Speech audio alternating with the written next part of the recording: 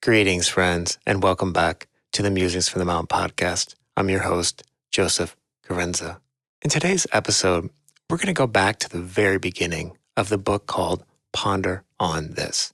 Somehow we realized that we had skipped over this beginning section, which is interesting because these sections are what originally drew both Michael and myself to the Alice Bailey teaching. These sections, titled Basic Assumptions and Food for Thought, they set this remarkably humble and discerning tone while emphasizing personal spiritual responsibility over blind obedience. And it really resonated with us both. So we're also going to examine what it means to distinguish between information and wisdom and how to approach ancient teachings with our modern minds and sensibilities. And this is why these materials invite us to weave our own spiritual understanding rather than simply adopting prescribed forms. We hope you enjoy the episode. And if you do enjoy this podcast, please consider going to meditationmount.org and donating. Your donation helps us to bring you this podcast as well as all the other programs that Mount produces, both today and in the future. We're incredibly grateful and honored by your support. All right, now back to the podcast.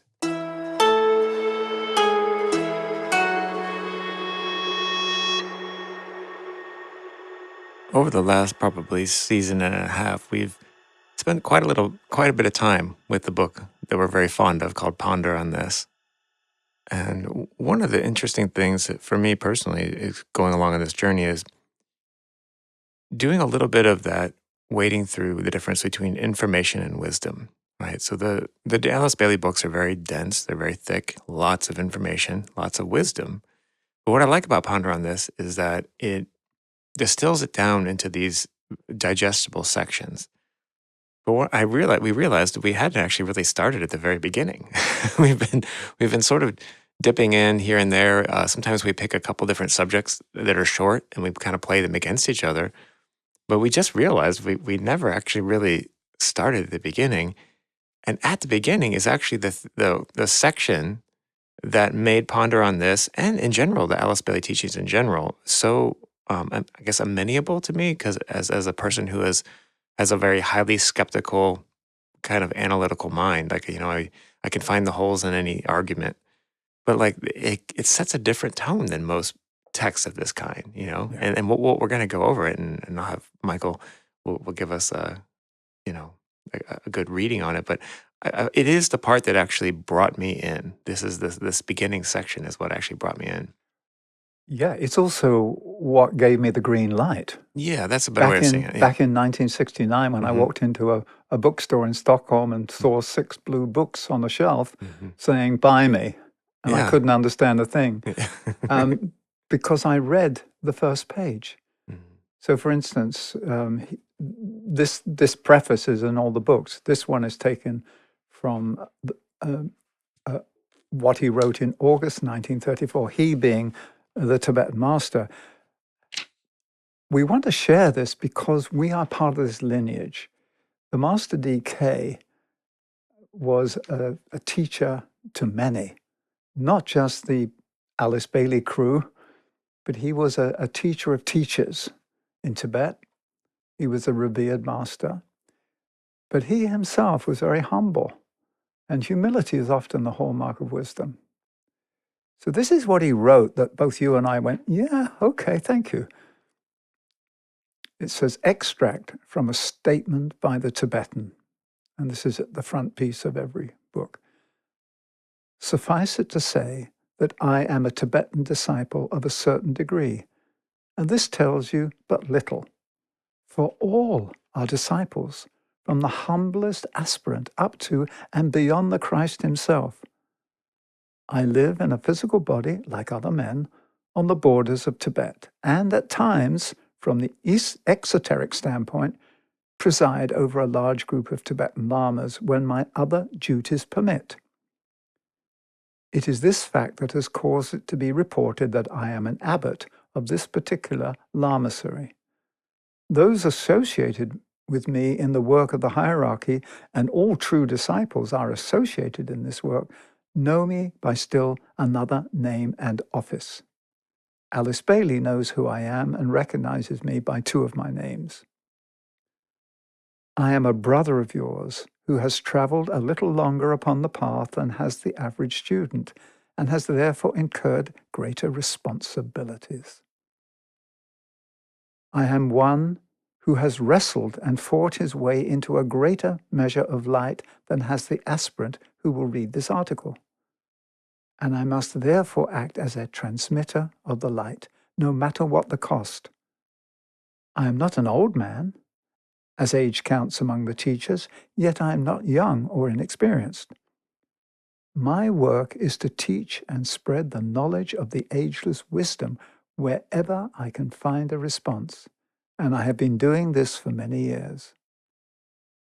I seek also to help the Master M, the Master Moria, and the Master KH, the Master Kuthumi, wherever opportunity offers, for I have been long connected with them and with their work.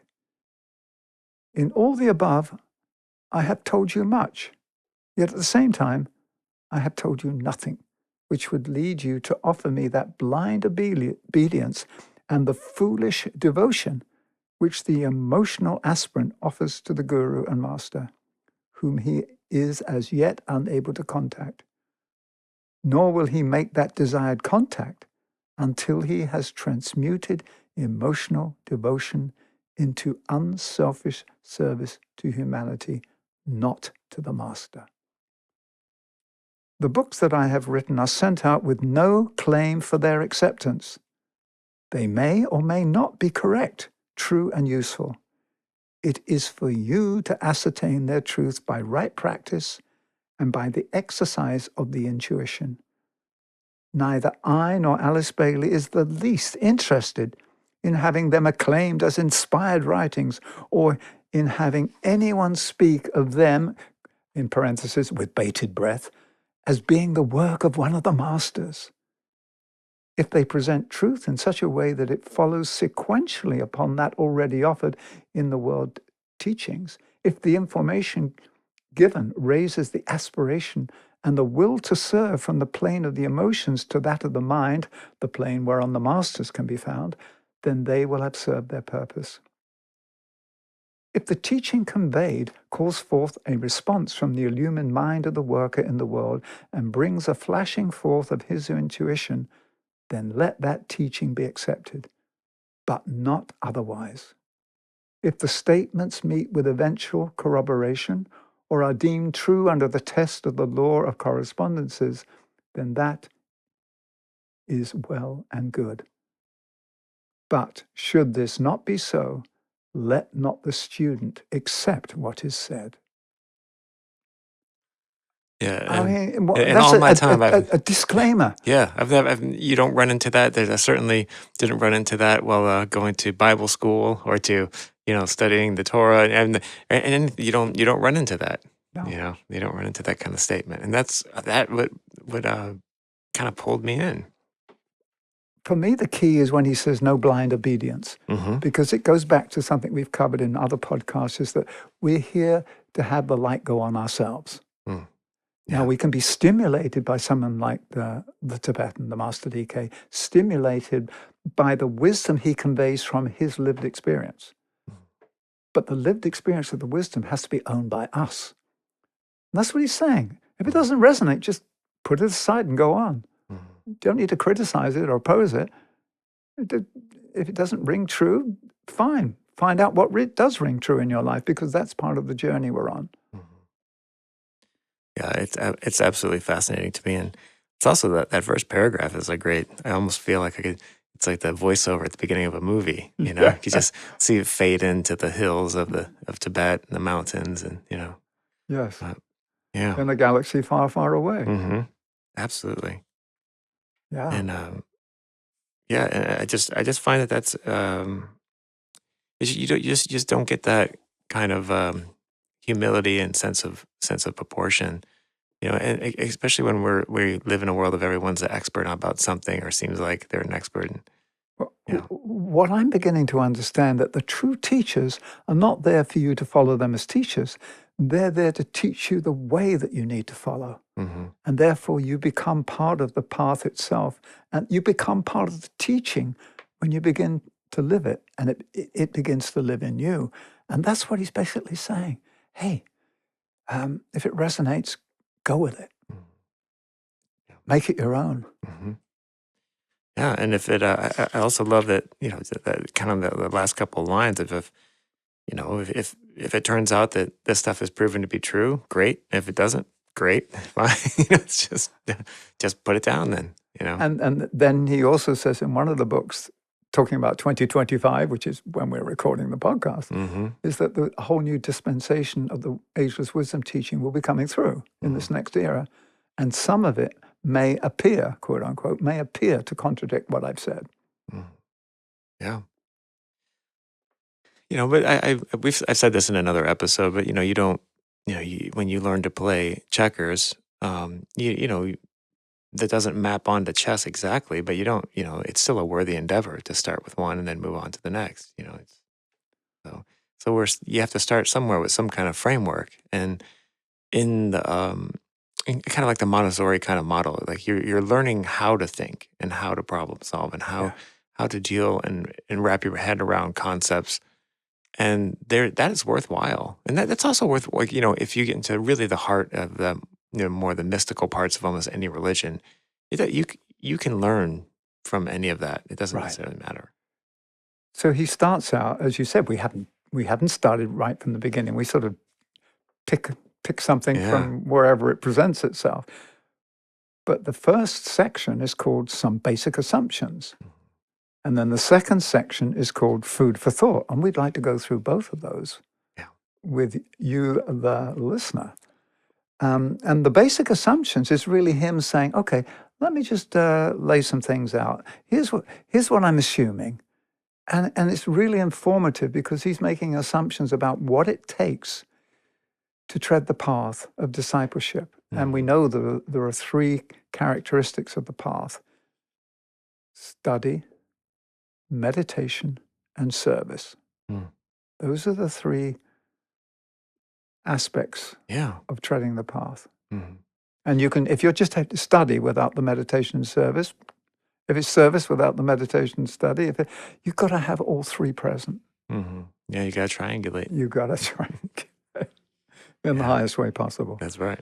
So let's read some of the basic assumptions. In fact, we're going to read the whole section here together, and it's taken from a treatise on white magic. Which, again, that can be hard reading if you're. It can be hard reading when you look at a treatise on white magic. Explaining is how things come into being. And I've said this before, you can sum up the whole of that book, those hundreds of pages, in 3 words. Potency produces precipitation. Yeah. So let's start. This is what he says, because he's talking to students who are about to engage in studying the materials. We are entering upon a course of study wherein the entire tendency will be to throw the student back upon himself, and thus upon that larger self which has only, in most cases, made its presence felt at rare and highly emotional intervals. When the self is known and not simply felt, and when the realization is mental as well as sensory, then truly can the aspirant be prepared for initiation. An initiation, as we've said many times, is simply an increased capacity to know and carry out the greater purpose of life. Mm-hmm. Then he proceeds to say, I would like to point out that I am basing my words upon certain basic assumptions, which for the sake of clarity, I want briefly to state. And he gives 3 assumptions.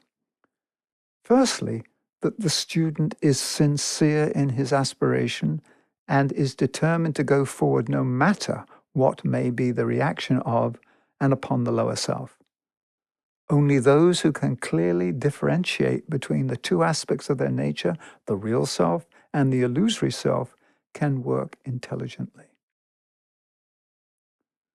So he's asking for a certain level of emotional maturity, emotional intelligence, detachment from the illusory world, even though we live inside this dense physical body.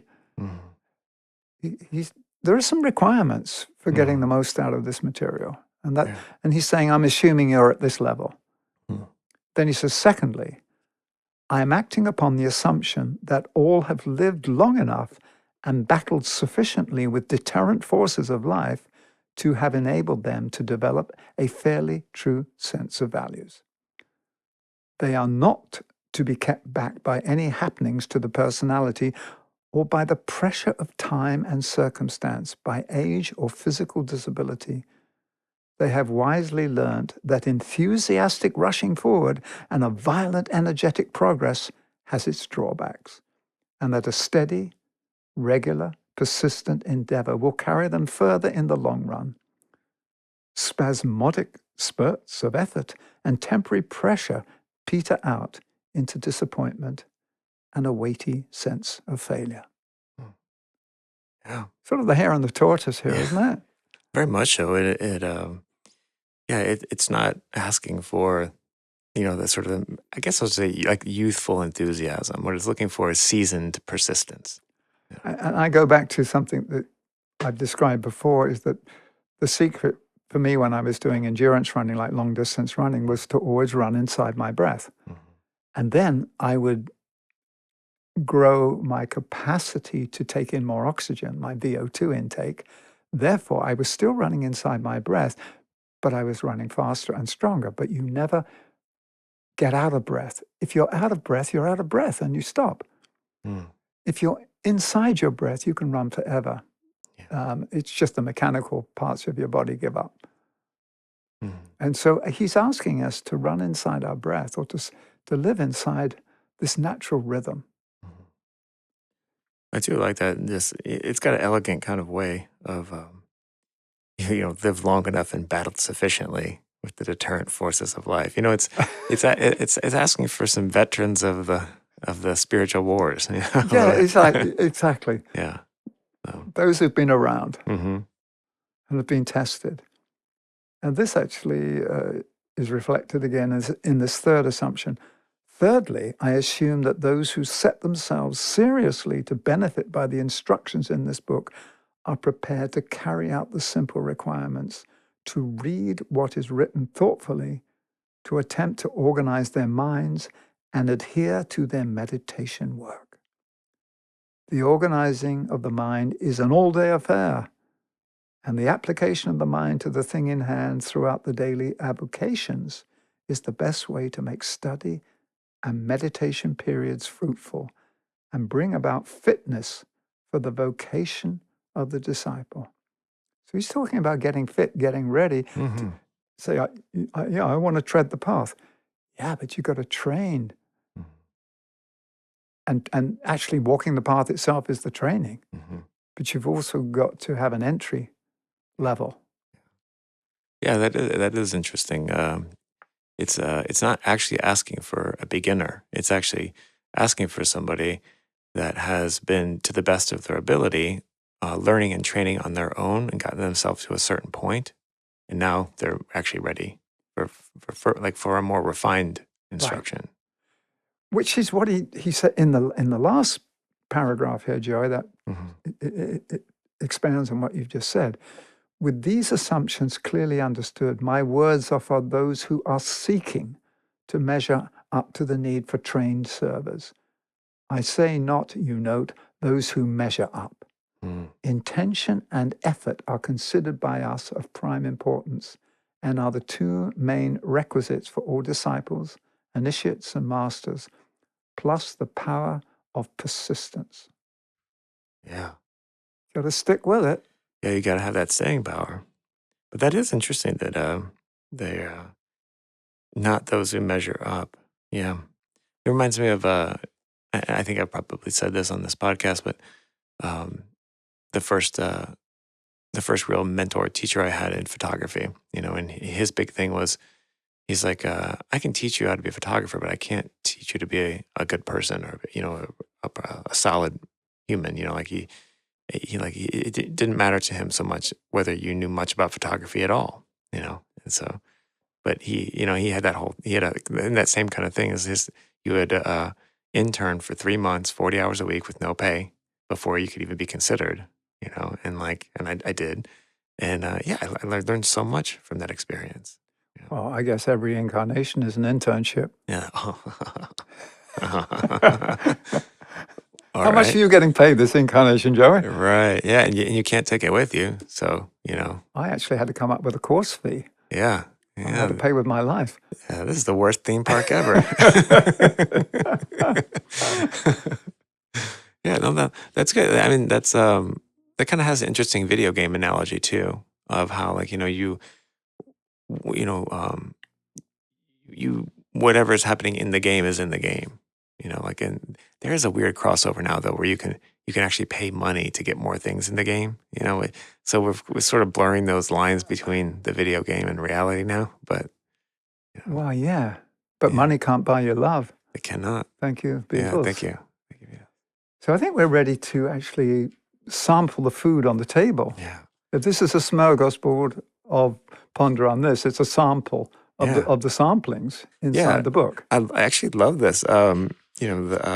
Before I really got into, I mean, God, like the Alice Bailey books in their totality were so opaque to me. I mean, I tried, 10, 15 years ago, I think I found my first Alice Bailey book, and it was just, there was no connection. Right. But Ponder on This for me was the way in, and then the way into Ponder on This was this section. The food for thought. Because it's like its own Ponder on This for the Ponder on This. So. And then he starts off, and this is taken from Esoteric Psychology 2. We have before us in this study much food for thought. The subjects touched upon are deep, difficult to understand, and hard to grasp. Careful reading, however, quiet reflection, and a practical application of the sense truth and of the intuitive idea will gradually bring enlightenment and lead to acquiescence in the techniques of the soul and the appropriation of the teachings. So he's really just saying, this is not just embarking on a course of study. This is entering a period of embodiment. Yeah. Your job is not to go out in the world and tell people what the soul qualities are. Your job is to go up and radiate and be the qualities of the soul as a living point of reference. You don't have to teach anything. You just have to be. It also sets up, and this is like, as we just went through those sections, it kind of sets up this thing of like, it's kind of saying like, it's like one of my favorite TV shows. It's saying curb your enthusiasm. You're not here for a eureka moment. You're here to live as a eureka. Like so you're not. It's just even the concept of food for thought that's not a lightning bolt. No, it's a progression and a path. I like that. And then he goes on to say, and the next number of quotes are taken from Initiation, Human and Solar, which was the first book that Alice Bailey sort of brought through from the Tibetan. And this is, gosh, it was 1919 or whatever. Oh, It was. okay. This is almost 90 years ago. Yeah. So this is, it still stands the test of time. Mm-hmm. So this is what it says here. It is not material whether the reader receive the message of these pages as a spiritual appeal in an idealistic setting, a presentation of alleged facts, or a theory evolved by one student and presented for the consideration of fellow students. To each it is offered for whatever of inner response it may evoke, for whatever of inspiration and of light it may bring. He's basically saying, here's the food. You digest it in the way that you're set up to digest your lessons. Mm-hmm. Yeah. And that's so fascinating because so few schools of thought or teachers or people even approach that. It's mostly my way or the highway. Right. And which is immediately I evokes a reaction to me in any kind of dogma that proclaims that they are the way. And he continues. In these days of the shattering of old form and the building of the new, adaptability is needed. We must avert the danger of crystallization through pliability and expansion. The old order changes, quote unquote. But primarily, it is a change of dimension and aspect and not of material or of foundation. The fundamentals have always been true. To each generation is given the part of conserving the essential features of the old and beloved form, but also of wisely expanding and enriching it. Each cycle must add the gain of further research and scientific endeavor, and subtract that which is worn out and of no value. Each age must build in the product and triumphs of its period, and abstract the accretions of the past that would dim and blur the outline. Above all, to each generation is given the joy of demonstrating the strength of the old foundations and the opportunity to build upon these foundations a structure that will meet the needs of the inner evolving life. You don't throw the baby out with the bathwater. He's basically saying spirit endures, and spirit reveals itself through successive and more refined expressions in form, in time, space, and substance, as we say. So we've got to let go of the old, but the truth remains. It's called the ageless wisdom teaching. It's not the ancient wisdom teaching. It's the ageless. They're timeless because they come from us beyond time and space. And yet, in time and space, we go through these periodicities. And every period or epoch, civilization, takes the truth to the best that it can, packages it, interprets it, and hands it out as food for thought. Or, if you like, makes it into a religion. Yeah. I think if you need like a practical way to look at it, and there's nowhere that's more obvious than I think in the medical field, where so that the spirit of the medical field is to heal and do no harm. But over time, where there's things that maybe weren't the best ideas or weren't the best practices, and we leave those behind, and as we discover new practices and new medicines or new ways to approach things, including something that's a big deal now is not even using a medicine, trying instead of addressing the symptom, addressing something else. But there was I'm always fond of whenever you see one of those old ads that say 9 out of 10 doctors recommend Marlboro. I know exactly. That might have been a misstep. The prescription I was going to write is half a dozen leeches. Now apply them to these parts of your body. I was thinking about it too. The concept of bloodletting, they earnestly thought that was helping. Right. and there are cases if where you need to drain something or and so there's a practicality to that. But we don't recommend bloodletting as a first principle on any level. Yeah. So we're talking about religion. This is what it says in the next chunk that is a paragraph or two here.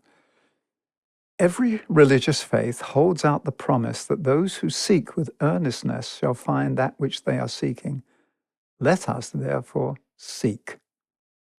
If by our search we find that all these statements are but visionary dreams and profit not at all, leading us only into darkness, time will nevertheless not have been lost, for we shall have ascertained where not to look. Goes back to like Edison. I found 10,000 ways of how not to do something. And then the other one was discovered the light bulb. But it took me 10,000, not failures, but I discovered 10,000 ways that it doesn't work. That's right.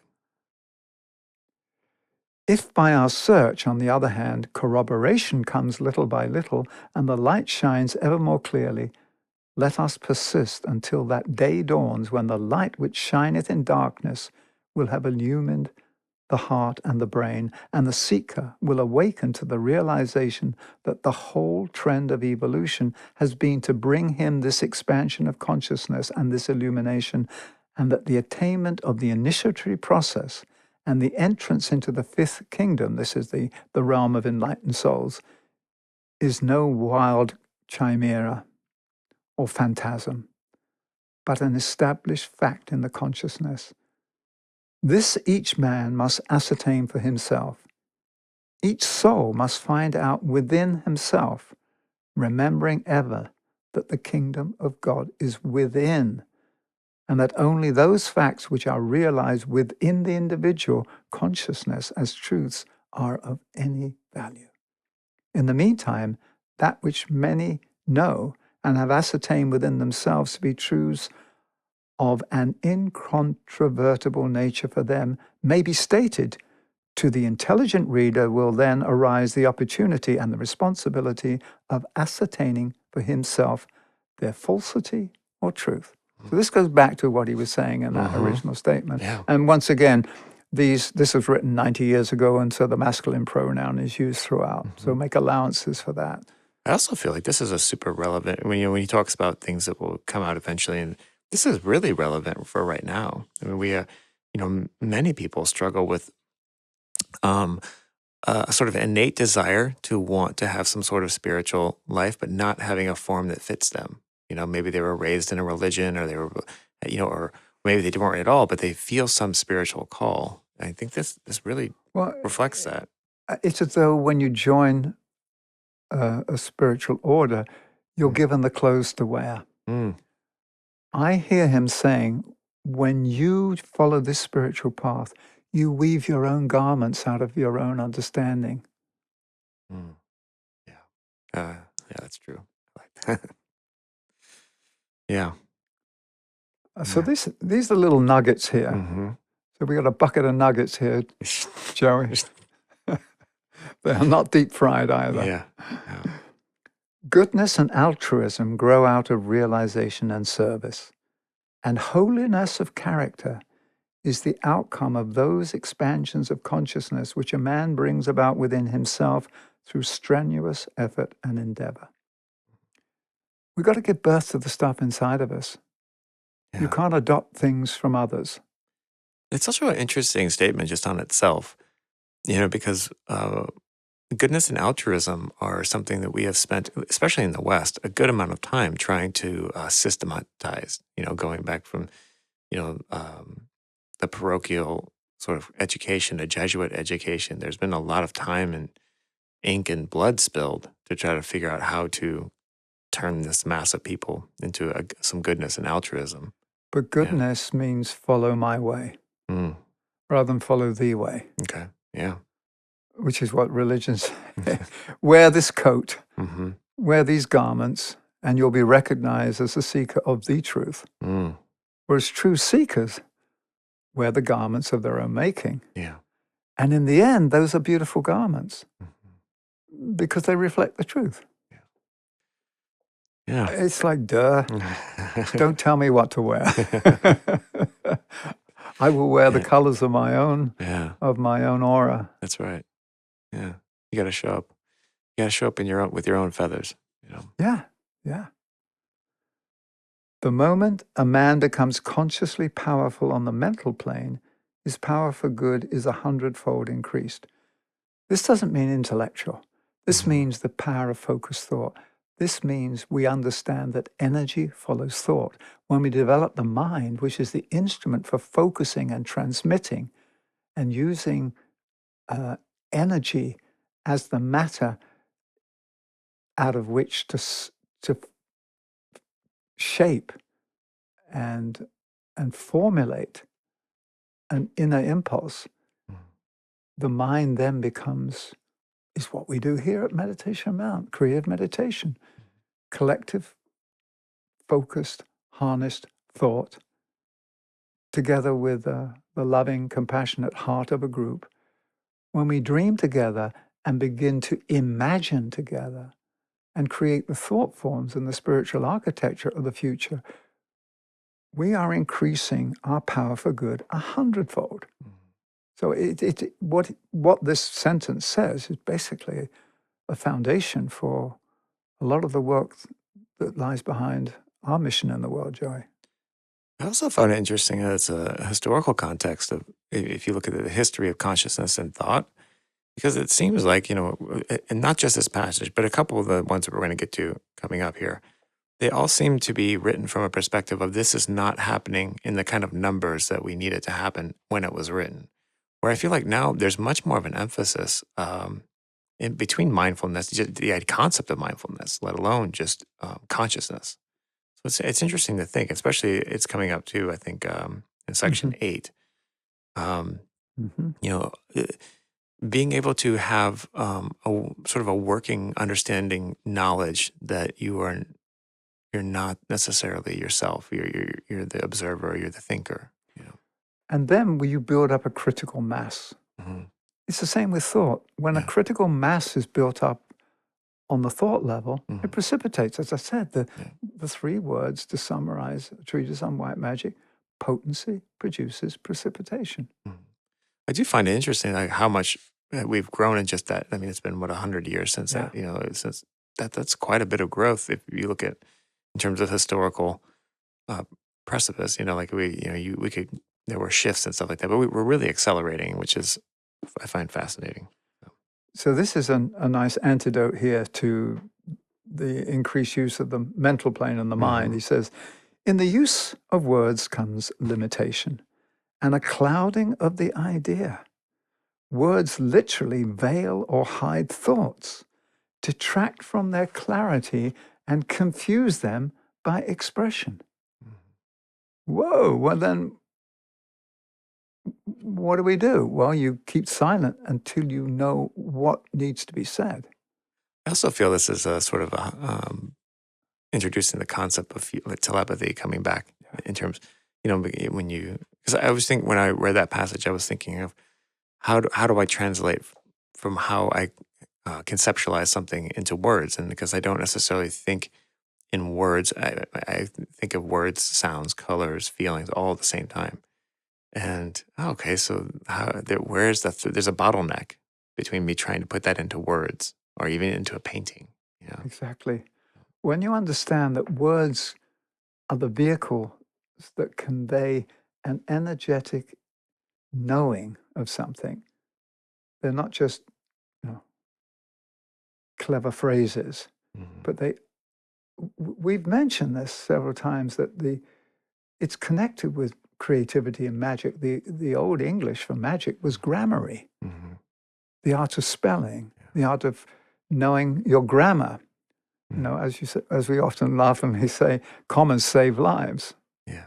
You've got to know, if Eats you you. put the comma in the right place or the wrong place, makes a huge difference. Yeah, the panda eats, shoots, and leaves. Yeah. Well, and Yeah. then we the whole thing of let's let's let's um let's eat, grandma. Put a comma in there. Let's eat, grandma.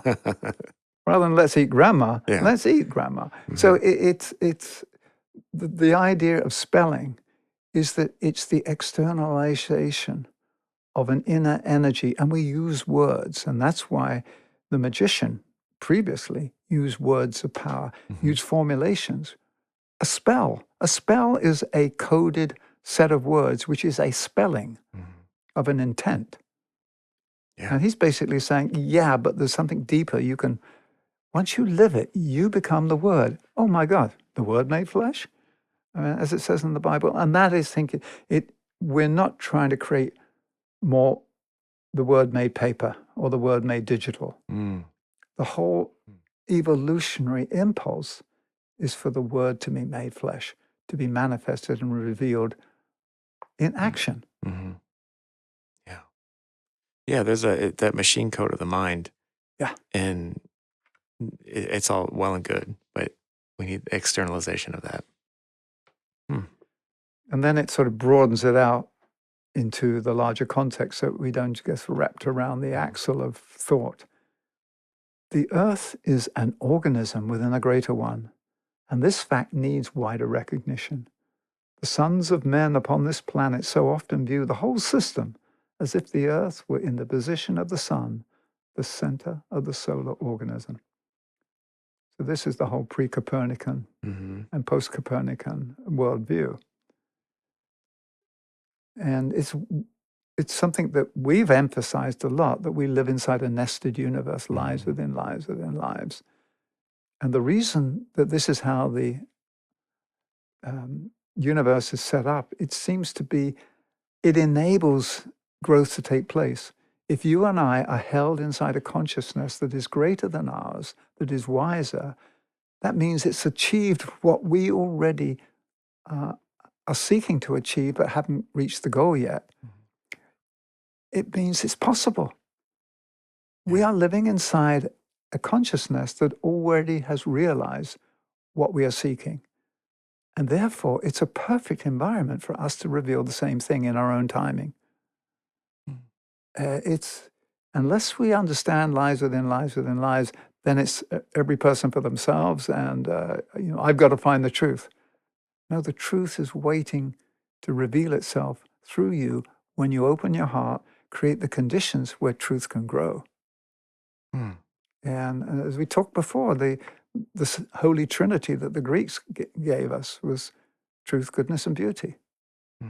So if we're here to reveal the Holy Trinity in form, then what does truth, goodness, and beauty look like in the way that we live our lives, the way that we create our societies, the way we interact between nations, among nations, between neighbors, between family members? That's where it comes down. That's where it's realized. That's where heaven touches down on earth, not by preaching concepts we have to believe in, but inviting us to live them and to make the word flesh, if you like, to go back to that phrase. What was, that concept historically, like when this was written, were people accepting of this, or was this is because I feel like in certain communities, especially in modern spiritual communities, this idea is not radical. But I feel like for a large portion of the people, this might be kind of a radical idea. Yes, because remember, we were then still in the last era of the Piscean age, which is idealism and devotion. Therefore, you would follow something religiously. So you had to buy the outer shell as well as the inner germ of truth. Okay. And now we're saying, no, thank you for delivering the germ of truth. We're free to grow it. Yeah. And that leads into this next section, which I found pretty illuminating, pretty interesting. Well, okay, so let's read through this. Once again, it says men, and it could be people or person, but bear with us, it was written 91 years ago. Most men do not as yet distinguish with accuracy between themselves as the thinker, capitalize, persistent in time and space, and the vehicle through which they think, which is ephemeral and transient. That was huge. I could spend a lot of time on this line. I find this particularly resonated with me. And I guess the thought was too, is, something that I noticed, I don't think with my phone, but I certainly think through my phone quite a bit because I'm using it constantly for information processing. And in that same way, like I think through my body, but I'm not my body. Well, we're talking about the higher self as the thinker. That part of us which transmits the message of the soul into these three worlds. The thinker. This is not the person thinking. This is the thinker. And it's really the higher self. Because the higher self is part of the creative process. And if we are to be co-creative agents, therefore we have to think clearly as part of life. If the divine plan or the promise of life wants to be revealed, we have to be able to think it through, not think it through as we normally consider that phrase of thinking it through rationally, but thinking it through into manifestation, which is what creative meditation is.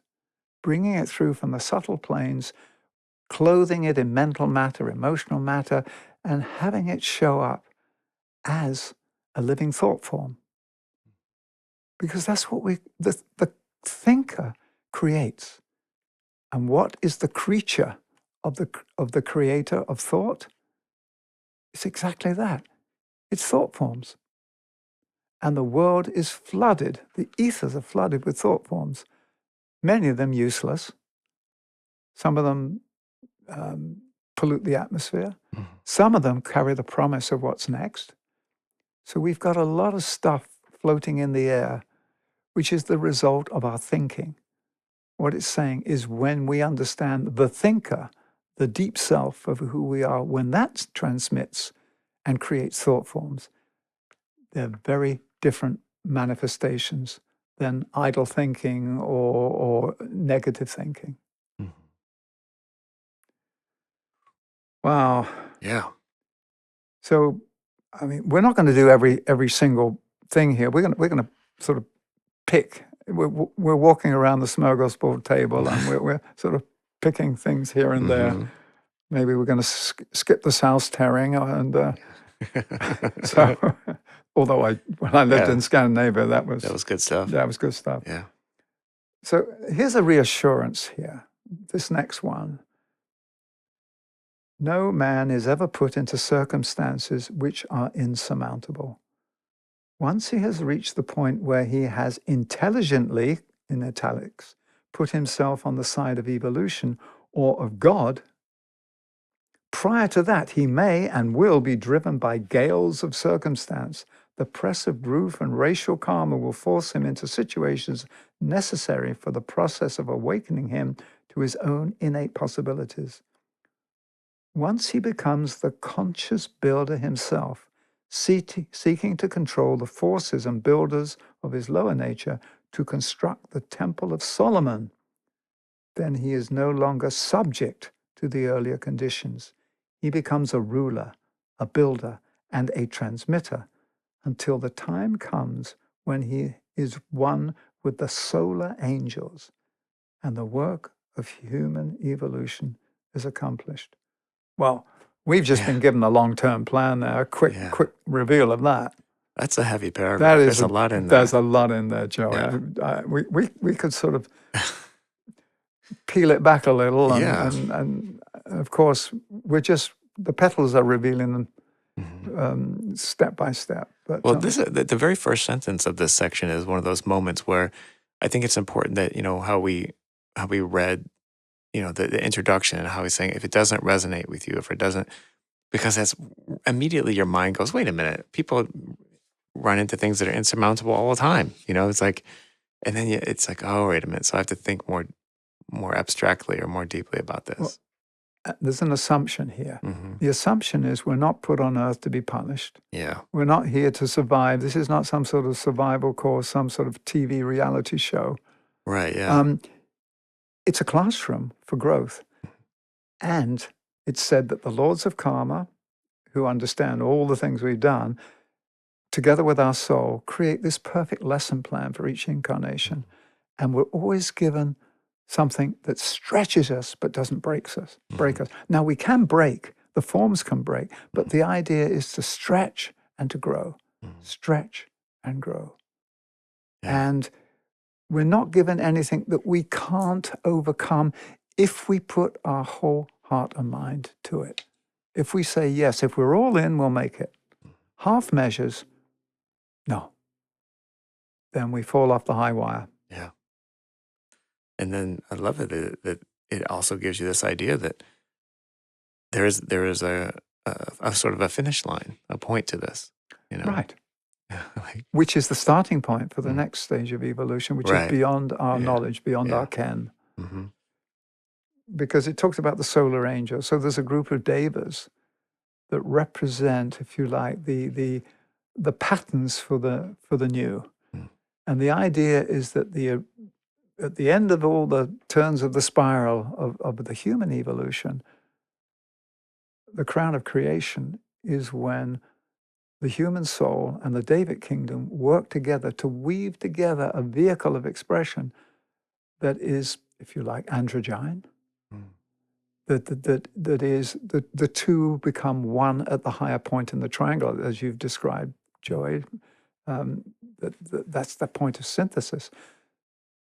So the form that we will use in the future is a synthesis of the two streams of evolution or development, the Davic and the human, because together they are weaving and providing the best possible vehicle of expression for something even higher, the next level. But at the moment, we are perfecting what it means to be human, and then moving from the fourth realm into the fifth realm, which is the embodied realization of soul qualities.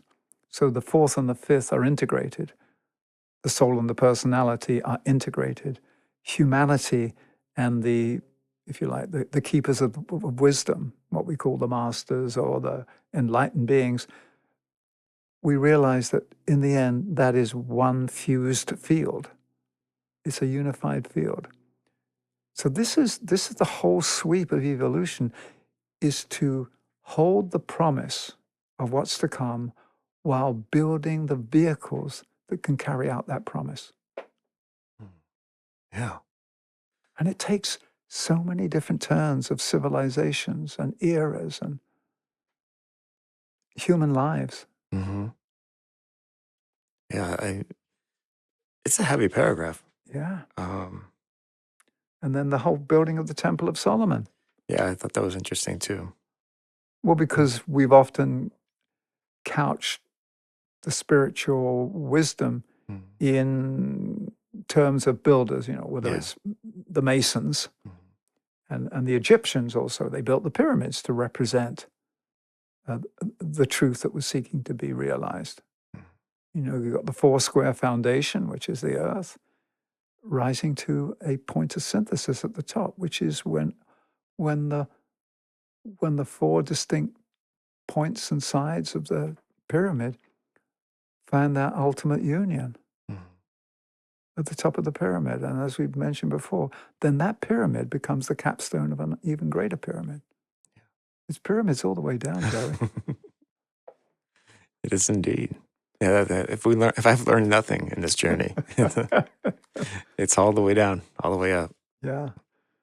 Oh. And then there's one more sentence that just reinforces what we've just talked about. Mm-hmm. Every step of the way has to be carved out by a man himself, and there is no short or easy road out of darkness into light. We've got to generate the light within inside us. Mm-hmm. Oh, yeah, that's a good point. Yeah. But we can call upon a greater light to inspire us and to guide us. But it's the light of wisdom as we grow that suddenly increases in luminosity, and it reveals the path more clearly. Why is it that you and I probably know more about what is the right thing to do than we did 15 years ago? Well, that's because I made all the mistakes. That's right. And where do we find the light? In the darkness. Yeah. Mm-hmm. Okay. Yeah. Which is why in the pyramids you had all these dark chambers where the would-be initiates had to crawl through and find the light and all of that. So it is one big playground, isn't it? It certainly is. It's a theme park. Isn't it? Right. And I like just the way that it starts out there. You're never put into circumstances which are insurmountable. And that's also one of those things that we talked about in a different episode, how the only thing lost is time. So maybe in this incarnation, you're not going to get there, you're not going to figure it out, but you're going to pick up some experience and some expertise, Well, maybe there's a couple more we can go Sure. through, because there's a lot of stuff on this table. Yeah. And we're not going to gorge ourselves in one sitting. Yeah. So this is another sort of friendly advice from the master. Seek to equip your instrument. Learn to function in quietness. Fulfill your obligations and do your duty. Develop restraint of speech and that calm poise that comes from an unselfish life motive. And forget the selfish satisfaction that might well up in the heart when recognition of faithfulness comes from the watching hierarchy. Mm. And then let's just sort of close it out with this final piece. Nothing in heaven or hell, on earth or elsewhere, can prevent progress of the man who has awakened to the illusion, who has glimpsed the reality beyond the glamour of the astral plane, and who has heard, even if only once, the clarion call of his own soul. Whoa. Yeah, There's hope. there is. And I think that if you're probably inclined to be the kind of person that would listen to this podcast, I think you've probably, even if it was in the worst, darkest night of your soul, the dark night of the soul, you've heard that note, that call. So you're with us on this path. Right. Yeah, I love that. Glimpsing the reality beyond the glamour of the astral plane, and that's the whole thing. It is. Well, I don't know if we dare even quote the Matrix again, but it's once you've unplugged yourself from the Matrix, you go, oh my God, this is what life is about. Mm-hmm. Yeah, and that's not to say that it's all easy and I mean, it keeps saying over and over again that the path is not easy. You have done battle with the forces of Well, it's not easy because you're not given the solution ahead of time. You don't get given a free get out of jail card you have in your back pocket. right. Mm-hmm. You have to generate your own way of escaping from the prison of your self-engendered immurement. It's like if you paint yourself into a corner emotionally or mentally, you got to get out of that yourself. Mm-hmm. So it is difficult, but it's the difficulty that develops the strength. Mm-hmm. And once you've gained that strength and wisdom, it's never lost. That light is there. It may get obscured occasionally. And yet, once you've discovered the wisdom, and once the Temple of Solomon has been built, the wisdom of Solomon lives inside as a flame. Now, the eternal flame doesn't go out, but it gets covered up. Yeah. And what we're here to do is to tread the path of service because we are part of a greater evolving life, the planetary life, the solar life. Therefore, our lives are not just about us growing and becoming better people and becoming initiates and, look at what I achieved. Yeah, my son or my daughter is an honor student. Yeah. We're all honorable students of life. The test is, can we continue to grow and understand that we are part of a universe that itself is growing into a greater capacity to express the truth, goodness, and beauty of its own core essence, its beingness. But then, in order to do that, we've got to bring it back to where we are. And by our incarnated lives, recreating inside our daily life those conditions of wholeness and harmony, put us in resonance and help create the conditions for this greater harmony and wholeness to come about. So we do live universal lives each day if we could but remember that. Yeah, that was some powerful stuff, Michael. Thank you. Thank you. And I guess we'll do maybe there are several sittings. Yeah. We'll come back to this restaurant maybe. Yeah, I would like to because I like the menu. Yeah, I like the menu. And there's a good chunk of a couple more pages, but some stuff that I still would like to get to. So absolutely. Okay. Yeah, they've got a great menu here. Yeah, they do. That's the restaurant at the end of the universe. Okay, all right.